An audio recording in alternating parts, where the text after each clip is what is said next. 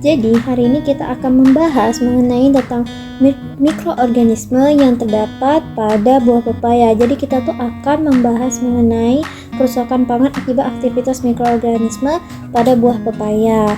Oke, langsung saja kita ke materinya. Jadi di sini ada buah pepayanya. Jadi ini ada gambar yang sebelum buah pepayanya itu terkena aktivitas mikroba dan setelah terkena aktivitas mikroba. Baik, jadi di sini ada namanya identitas mikroorganisme. Nah, jadi di sini mikroorganisme yang terdapat pada buah pepaya tadi itu namanya Lasiodiplodia theobromanae.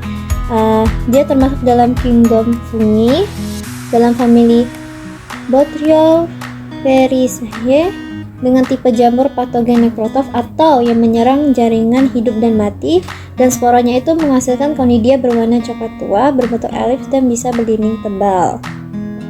Oke, jadi mekanisme infeksinya itu pertama, spora jamurnya itu masuk melalui luka di pangkal tangkai pepaya, terus terjadi kolonisasi yang dimulai pada jaringan epidermis dan menyebar ke daging buah. Terus jamur itu tumbuh cepat dalam kondisi suhu hangat sekitar 25-30 derajat Celcius dan dengan kelembapan tinggi lebih dari 90%. Dan infeksinya ini bersifat laten pada buah mentah dan aktif ketika buah mulai matang.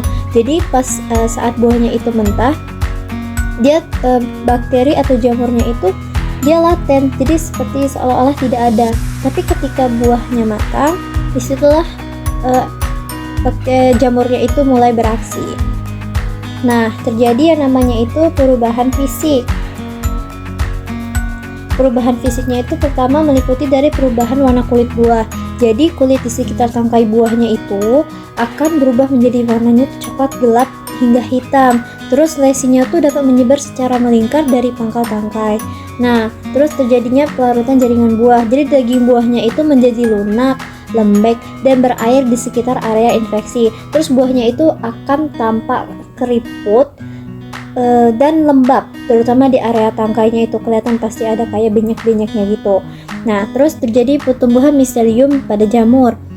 Pertumbuhan miselium jamur. Jadi miseliumnya tuh tampak warnanya tuh kayak kelabu sampai hitam pada permukaan kulit buah.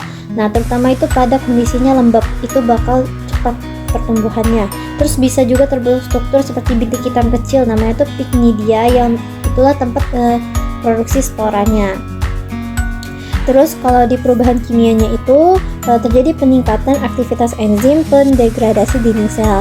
Jadi jamurnya tadi tuh menghasilkan enzim pektinase, selulase, dan hemiselulase, yang dimana dia ini akan memecah pektin dan selulasa di dinding sel yang akan menyebabkan pelunakan dan kebusukan.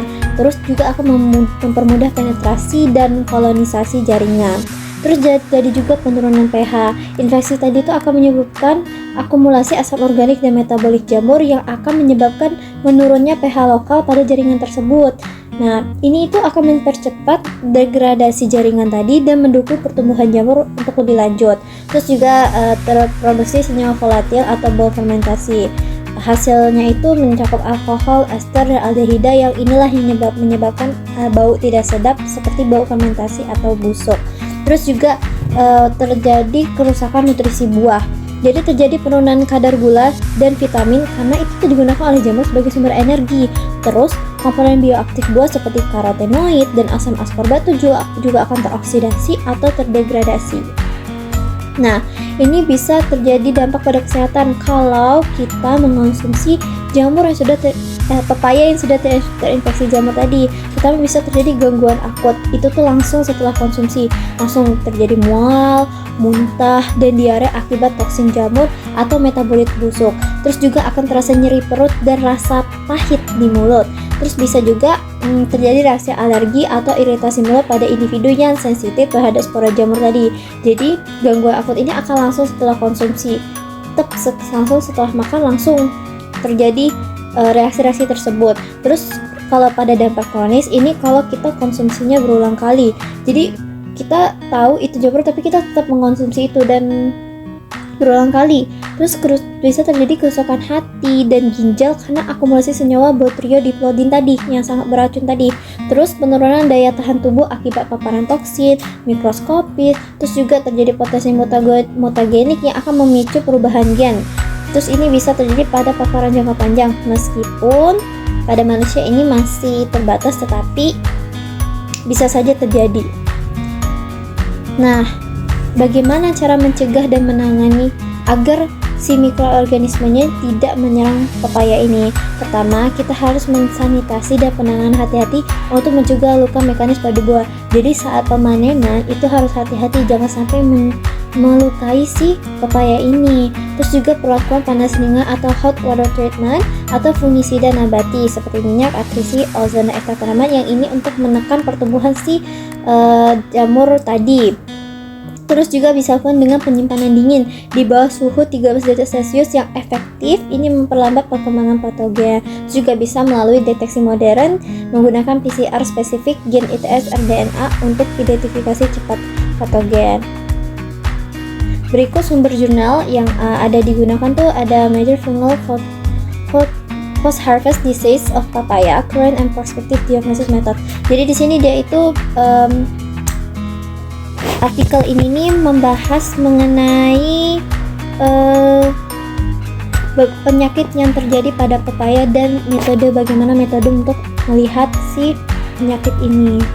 Nah, artikel itu tuh menyoroti 5 patogen utama, yaitu ada penyakit anthracnose yang disebabkan oleh jamur Clostridium gliosporides, ada juga si Truncatum sama Cacti dan lain-lain. Jadi kalau ciri utama itu lesi gelap cekung, sering muncul setelah buah matang, sama ada infeksi laten. Terus juga ada ini yang menyerang juga pepaya yang saya jamurkan, yaitu Lasiodiplodia dan lain-lainnya. Oke, sekian pembahasan kita mengenai penyakit akibat